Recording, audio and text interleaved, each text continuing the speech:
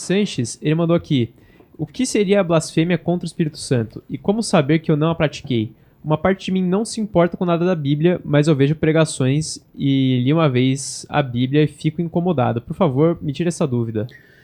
Bom, a blasfêmia contra o Espírito Santo, eu já vi várias respostas e tantos outros sendo entrevistados falando. Às vezes fica um pouco difícil entender, porque tem a ver com o pecado contra Jesus. Mas a Bíblia diz que a blasfêmia é contra o Espírito Santo. Ok? Quando é que esse pecado aconteceu? Quando os fariseus atribuíram um milagre de Jesus a Satanás. Você fez esse milagre inspirado por demônios. Aí Jesus falou, vocês blasfemaram contra o Espírito Santo. Aquela hora não tinha sido... Não foi a hora que a blasfêmia aconteceu. Aquela hora era a cereja do bolo. Blasfemar contra o Espírito Santo não é dizer algo contra ele, para ele. Você perguntou na outra live, por que pode blasfemar contra o pai, então? Contra o filho? Não, blasfemar contra o Espírito Santo é blasfemar contra todos. Por quê?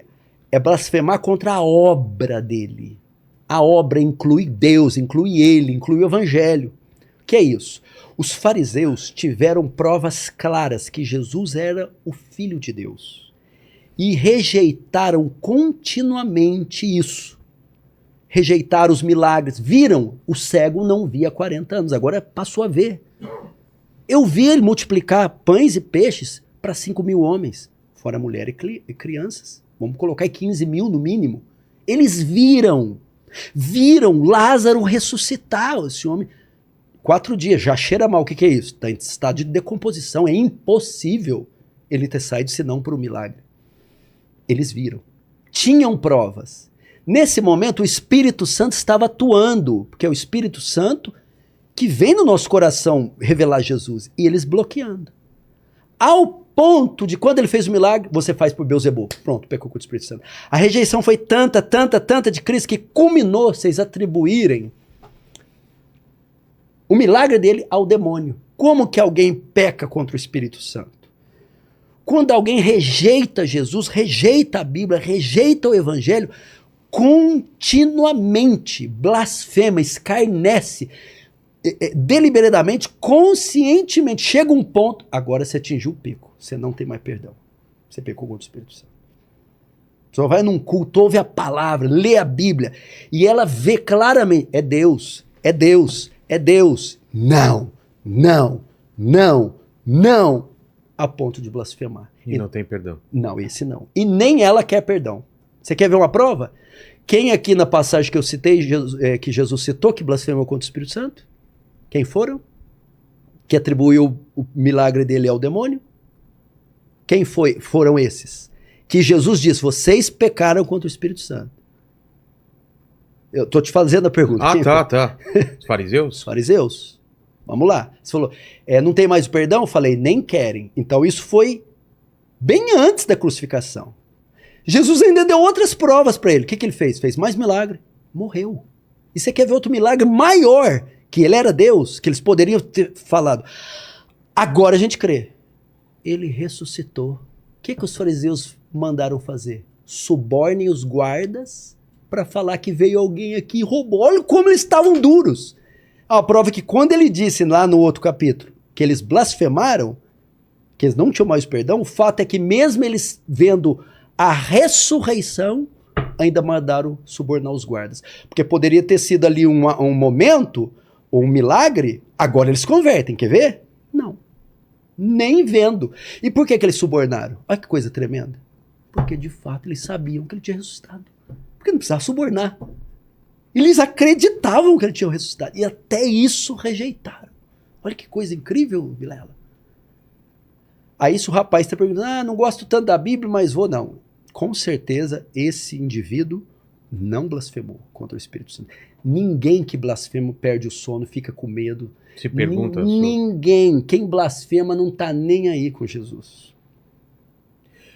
E sobre os últimos dias? Os últimos dias. Será que já estamos neles? Uau. Vilela, a nossa geração é que está mais próxima do fim, porque ela é a última da última. Então não tem jeito, né? Tem que ser a nossa. Jesus disse, Vilela, Não disse com precisão que dia ele voltar, mas deixou sinais. Aqui é uma coisa que eu ainda não vi no seu podcast alguém falar.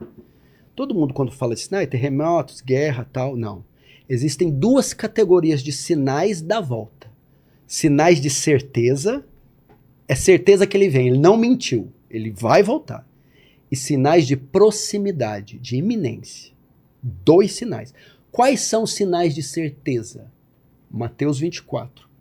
E ouvireis falar de guerra, rumores de guerras, fomes, terremotos, falsos profetas. Porém, não é o fim, é o princípio das dores. Que termos esses dores? Jesus assemelhou a volta dele a uma grávida de parto. 9º mês. Dor é a contração. Me fala, quando a mulher grávida tem a primeira contração, significa que vai nascer naquela hora? Não. Mas significa que vai nascer. Opa, vai nascer. Chegou o momento. Corre pro hospital. Como é que ela sabe quando vai nascer? As contrações vão aumentando em número e em intensidade. Ela vai ter mais contrações e mais doídas. Então tá. Pandemia de coronavírus. Guerra na Ucrânia. Acho que foi o terremoto na Turquia, que matou 4 mil pessoas. Ah, sim, sim. Turquia. Então, sinais. Sinais de certeza. Não posso falar. Jesus está perto. Por quê? Porque terremoto sempre teve. Fome Vulcão. sempre teve. Vulcão, peste negra, peste bubônica. Matou parte da Europa. Espanhola. Claro que à medida que o fim se aproxima, esses sinais vão se intensificando. Por exemplo, quando você era pequeno, você via falar de um grande terremoto de 5 anos. Hoje é todo mês. Então são sinais Furacões. que, quando você vê, Jesus falou disso, ele vai voltar. Eu tenho certeza. Sinais de proximidade. Quando Vilela ver, agora ele vai voltar. Está perto. São 2. 1 Tessalonicenses. Ninguém se engane, porque não será assim, não será o quê? A volta de Jesus não acontecerá sem que, aí ele menciona 2 sinais, venha a apostasia e se manifeste o homem do pecado. Apostasia e o anticristo. São esses os sinais de certeza. Esses são os sinais. Apostasia, o que é apostasia? O abandono da verdade. Quando a gente pensa em apostasia como vai todo mundo virar ateu, não. Apostasia é o crescimento de igreja falsa. Vão deixar a verdade para seguir mentira. E há de ser que nos últimos tempos se apostataram uns da fé, dando ouvido a espíritos enganadores e a doutrinas de demônio. E tendo comichão no ouvido, amontoarão para si doutores segundo as suas concupiscências. Eles não conseguirão mais ouvir a verdade. E vão deixar a verdade para ouvir as fábulas. Essas coisas miraculosas, malucas que aqui em São Paulo tá cheio. Então, esse é um sinal. O que é apostasia? Vamos lá. A Bíblia diz assim: nesse tempo, o amor, por se multiplicar a iniquidade, o amor de muitos se esfriará. Multiplicar a iniquidade. Vilela, Deus vai tirar os freios do homem. Vamos ver cada coisa sem regras, sem leis, sem fronteiras para o pecado. Esse sinal, acredito que está começando a ficar. Quando eu achei que já tinha visto tudo, quando a menina em um museu tocou em um homem nu, aquilo ali não era nem o começo de nada.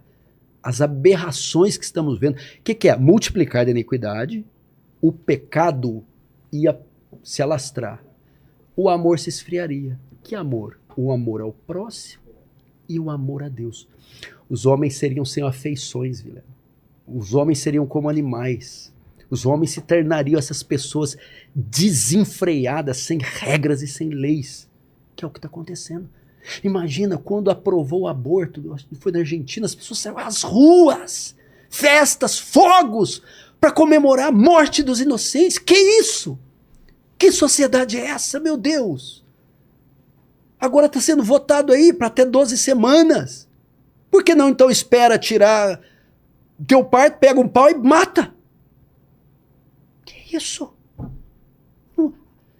Vilela, se você matar uma foca, 10 a 12 anos de cadeia. Se matar um homem, talvez fique 3. Que é isso? Uma tartaruga. Não mate tartarugas. É perigoso, você tem uma prisão perpétua. Mas homens, olha só a inversão de valores. Vilela, patrocinar A cirurgia de mudança de genitália para menor de 18 anos sem consentimento do pai, patrocinada pelo SUS. Que é isso?